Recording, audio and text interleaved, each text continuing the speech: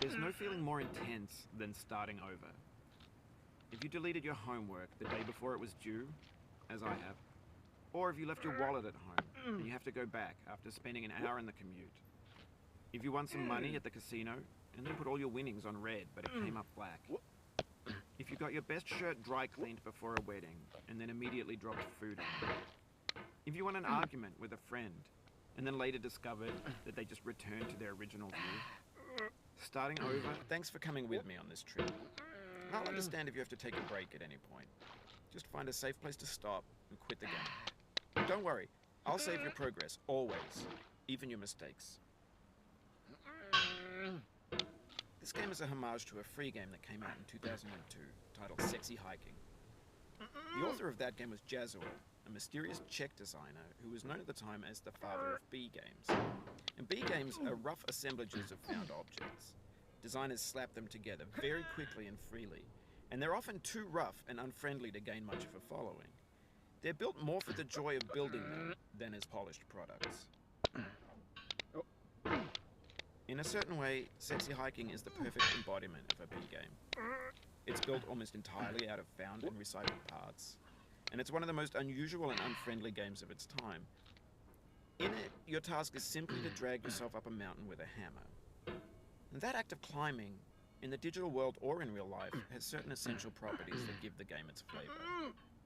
No amount of forward progress is guaranteed. Cliffs are too sheer or too slippery, and the player is constantly, unremittingly in danger of falling and losing everything.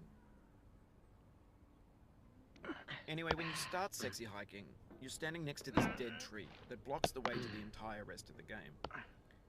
It might take you an hour to get over that tree, and a lot of people never got past it. You prod and poke at it, exploring the limits of your reach and your strength, trying to find a way up and over. And there's a sense of truth in that lack of compromise.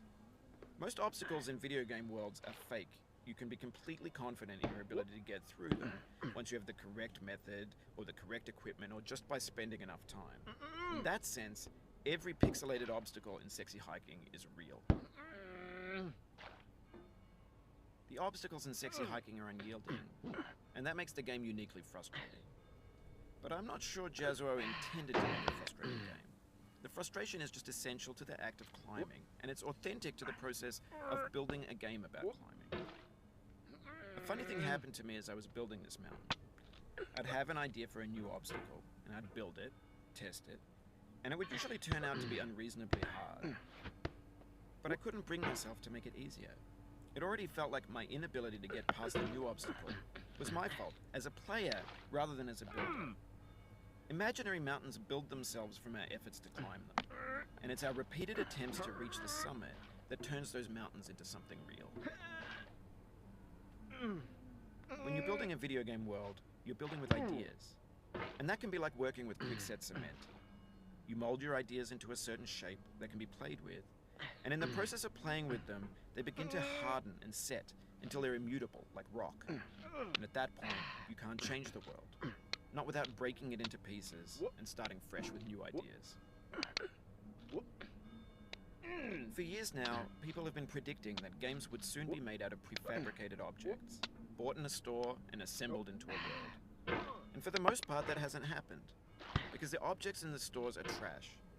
I don't mean they look bad or that they're badly made, although a lot of them are. I mean they're trash in the way that food becomes trash as soon as you put it in the sink. Things are made to be consumed and used in a certain context, and once the moment is gone, they transform into garbage. In the context of technology, those moments pass by in seconds.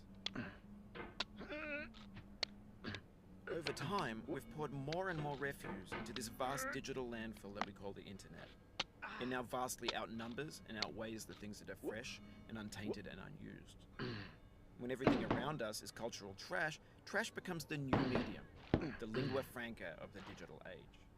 And you can build culture out of trash, but only trash culture. B games, B movies, B music, B philosophy.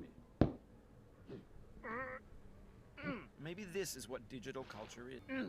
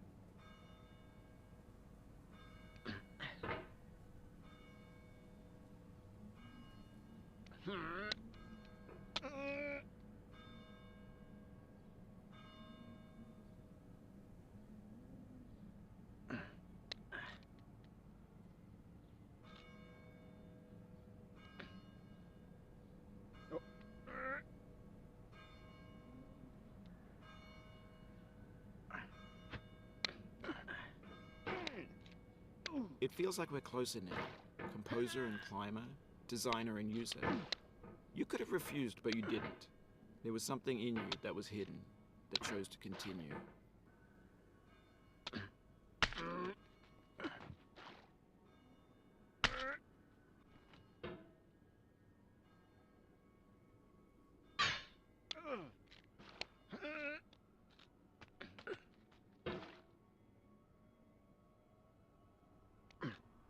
It means a lot to me that you've come this far, endured this much. Every wisecrack, every insensitivity, every setback you've forgiven me is a kingly gift that you've given me. Oh, you just lost a lot of progress. That's a deep frustration.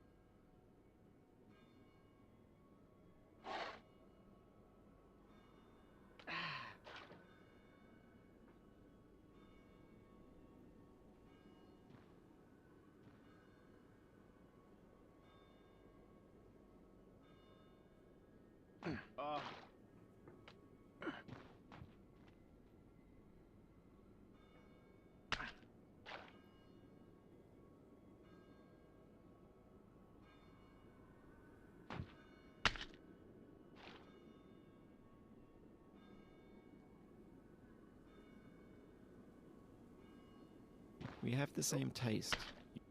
His ambition's opposite. And you'll feel bad if you win, so I put this snake in for you.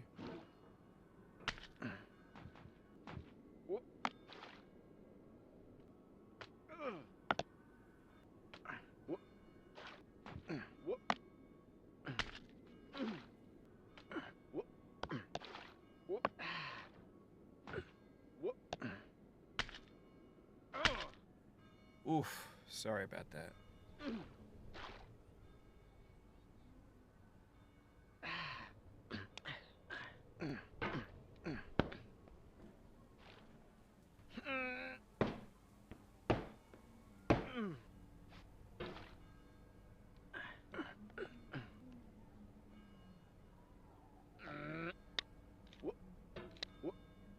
Oh, it happened again. Keep on trying, don't let it get to you.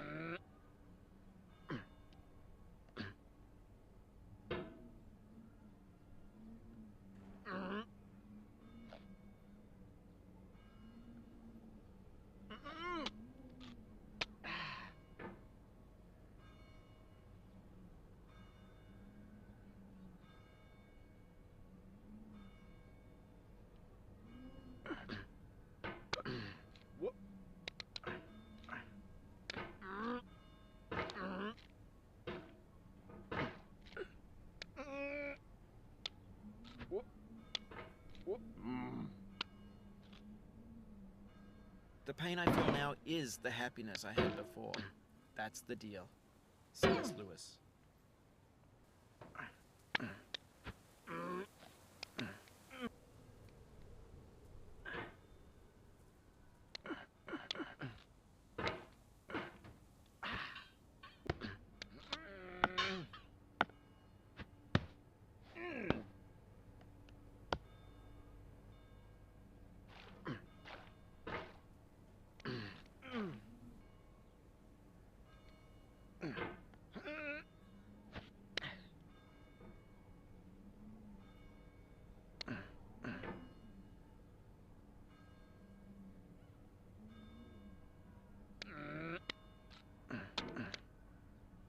I feel within me a peace.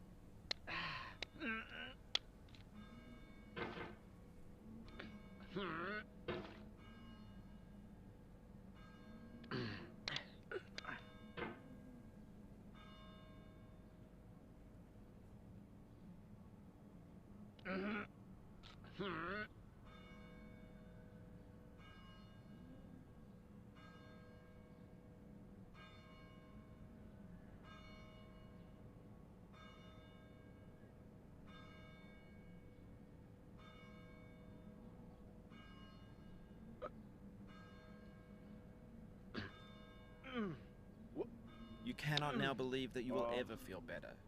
But this is not true. You're sure to be happy again. And knowing this, truly Lincoln.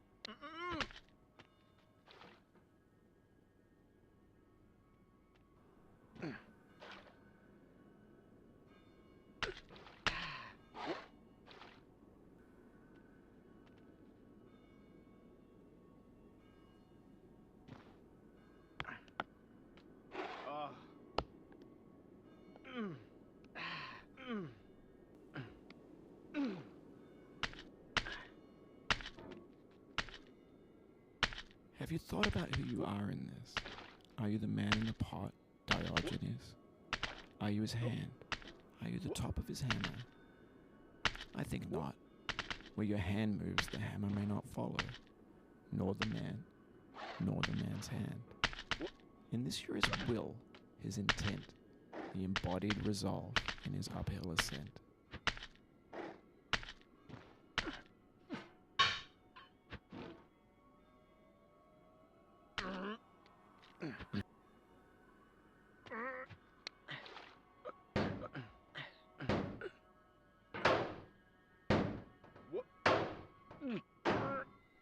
Oh. No. I dedicate this game to you, the one who came this far. I give it to you with all my love. Oh, no.